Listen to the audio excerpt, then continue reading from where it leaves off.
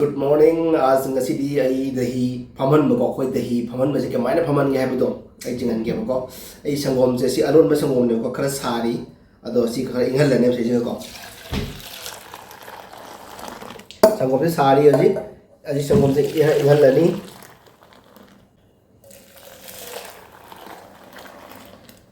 koi dum mathana thamaga sum inghal ba jai ado ngai bado ngamdra ba khara amuk ko na madamo hajan haido tawraga khara inghal laga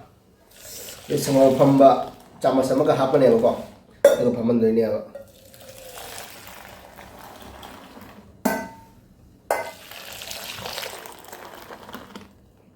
uli tarama phaman noi da makta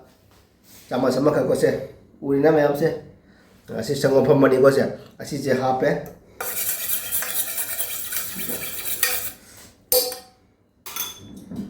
sangom phama je hapa matungda asiga sangom se ko hapsala ni ga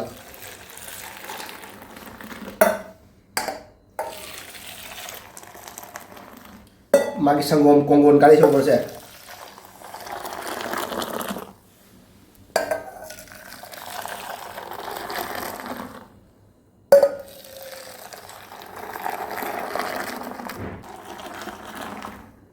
Itu.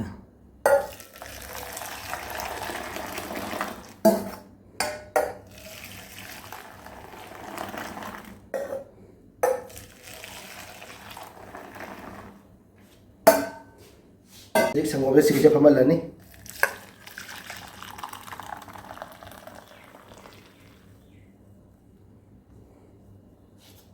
sangom se sabagi chang se kya mu jam na mathau ta hai ba do khogi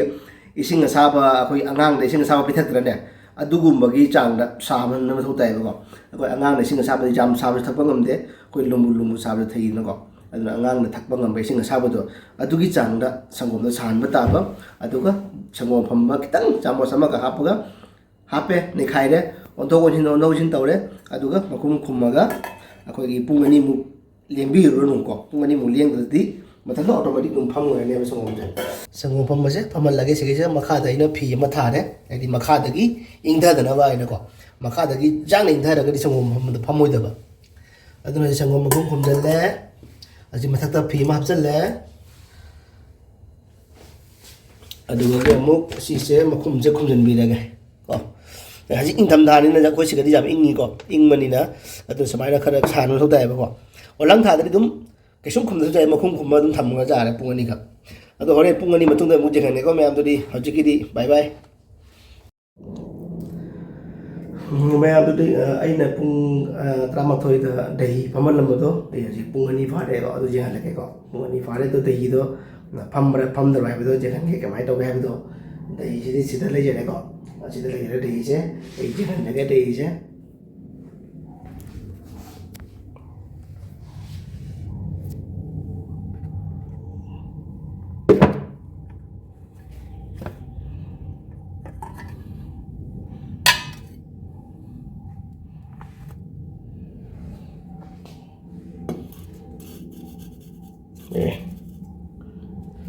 ai tenggol se par kan nung ge bako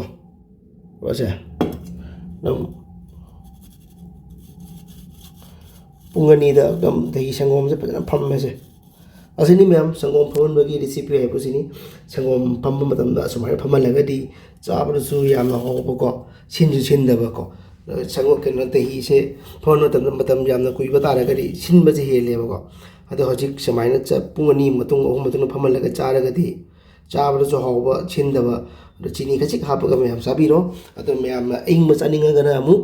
fridge the पुंग अमा अनि मुक थंबीरो को अदुग चीनी हापग ma'am enjoy तोबीरो दही enjoy को ma'am thank you so much ma'am जाम important होइबा मना को अखोगी मैतई सिंगी अखोगी कोई प्रोग्राम तब मतम दा सोराट कर्मा कई करी तब मतम दा लाइट थबक तब मतम दही फहन मनि को कमाय तौरे दही कोई सोम दही फहन मसे कमाय तौरे हाइबदा अखोगी sangom se kola dei lawrani ko na mata khujai am da lawraga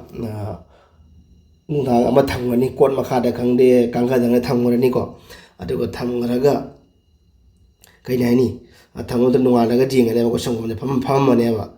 ado karino mra tumai pham do karino haibidi adu sangom pham ma kau de adu thangom pum ma kau re ko sangom pum mane ko adu do ꯁꯪꯒꯣꯝ ꯄꯨꯝꯕ ꯀꯧꯏ ꯑꯩꯈꯣꯏꯒꯤ ꯁꯪꯒꯣꯝꯁꯦ ꯐꯝꯍꯟꯕ ꯃꯇꯝꯗ ꯃꯈꯥꯗ ꯏꯁꯤꯡ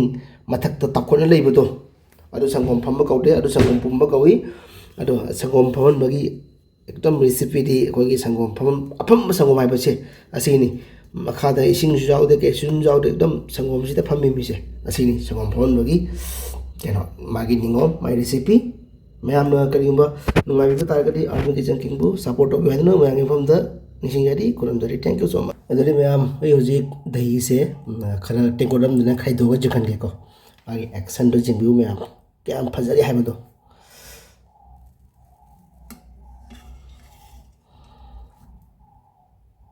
ꯁꯦ ꯑꯁꯤꯅꯤꯗ ꯗꯍꯤ